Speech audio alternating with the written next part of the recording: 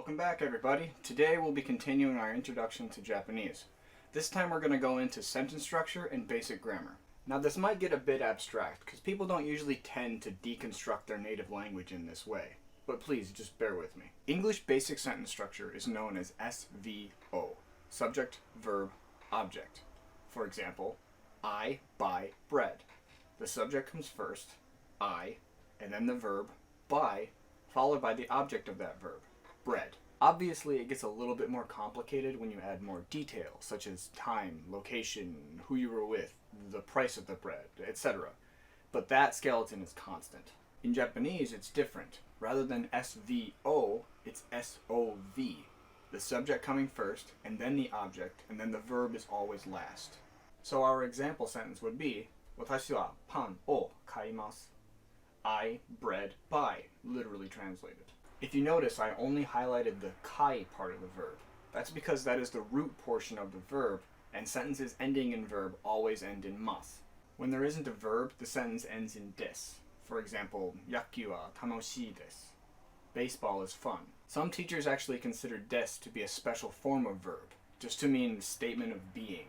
For example, I am annoying. Being annoying is technically an action, so it is a verb, but you wouldn't say I do annoying. You would say I annoy. So that's what the am portion is. It's basically the English version of des. I told you this would get abstract. The point is, all sentences in basic Japanese end in mas or des. Something you may have noticed is that there are some extra sounds in those examples. I'll say it again. 私はパンを買います. As you can see, these three parts are the words that are shown. But what are these other parts? Now these are called particles. They're basically tags or labels for the pieces that come before them. The item said or written before wa is the topic. The item before o is the object. These actually make it a lot easier to read sentences, because even if you don't know the word, you can look at the tag and be able to guess the category and narrow it down. For example, another particle is de, and it's used for locations. So let's add it to our sentence. 私はスーパーでパンを買います. Now even if you don't know the word スーパー, you can guess it's a place based on the de. There are hundreds of particles and combo particles, but for beginners you really only need about 7 at most. Some of them have dual uses, and sometimes there are 2 different particles that can be used for the same situation. So you need to use context to discern them. Needless to say, some of these get a little bit complicated, so let's just start with the simple ones. Wa. As mentioned, this is the particle that marks the topic of the sentence. 私はバカです. I am stupid. The subject of the sentence is I, and the more information about that subject is that it is stupid. Some of you guys are checking your notes from the previous video, and yes, I said wa. When the character ha is used as a particle in this way, it's pronounced wa. And yes, I had the same reaction you are right now. I guess I lied. None of these are simple, but I'll just do my best to explain. Ga. Now this one marks the subject of the sentence. Jetto coaster ga suki desu. I love roller coasters. Roller coasters is the subject, and I love them.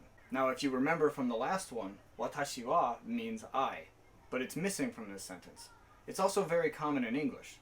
Would you say, I did this today, and then I did this, and then I did this? No, you would remove it after the first one. No. Now this is the possession and linking particle. It's used between 2 nouns to combine them into a single concept. Watashi no pudding, my pudding. This is an example of ownership. And then, ryoko no shitaku, trip preparations. Trip and prepare are 2 separate nouns, but when combined, they mean the specific concept of preparations required before a trip. Ni. This one marks time. 8時に行きます. I will go at 8 o'clock. O. Now as we know by now, this one marks the object. Hon o yomimasu. I read books. Once again, we have another tricky particle. Yes, this character is pronounced wo, as in W-O, but when it's a particle, it's pronounced o. Ni. Other than time, this can also mean a spot or location, specifically when you're talking about inside something else. Like that book we were just reading. When I'm done, kaban ni irimasu. I put the book in my bag. Or as another example, kuruma ni smaho o wasuremashita. I forgot my phone in the car. If you notice, I put my and the in parentheses. This is because based on context, it's implied. E or ni. Okay, so ni can also mean a location, specifically the destination of movement. For example, tosokan ni ikimasu. I will go to the library.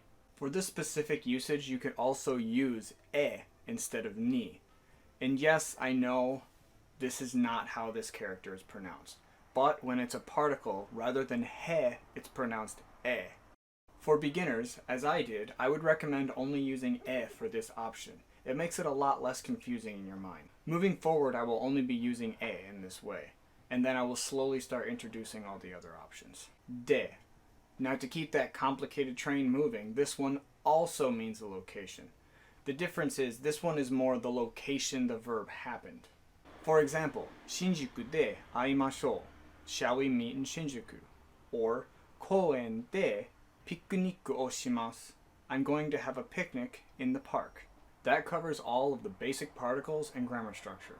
So now that you have your skeleton, next time we're going to have to put some meat on it. We will be using the JLPT, or Japanese Language Proficiency Test structure. I'm choosing this one because it's the main internationally recognized test and certification. Also because I'm too lazy to just build a whole new structure from scratch. Just to give a quick 20-second explanation of the test, there are 5 levels, N1 through N5, N5 being the easiest. The general requirements are listed here, as well as the estimated required study time, although I personally disagree.